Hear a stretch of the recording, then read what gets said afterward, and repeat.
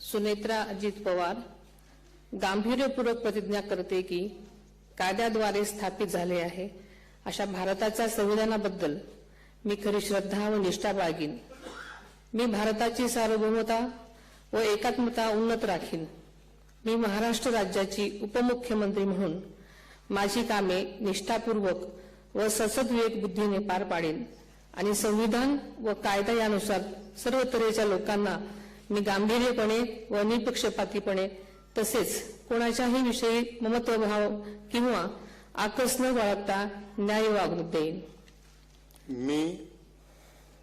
मी सुनेत्रा अजित पवार गांभीर्यपूर्वक प्रतिज्ञा करते की महाराष्ट्र राज्याची उपमुख्यमंत्री म्हणून माझ्या विचारार्थ आणली जाईल किंवा मला ज्ञात होईल अशी कोणतीही बाब अशी उपमुख्यमंत्री म्हणून माझी कामे यथायोग्य पार पाडण्यासाठी आवश्यक असेल ते खेरीज करून एरवी मी कोणत्याही व्यक्तीला किंवा व्यक्तींना प्रत्यक्षपणे वा अप्रत्यक्षपणे कळवणार नाही किंवा त्यांच्याकडे उघड करणार नाही।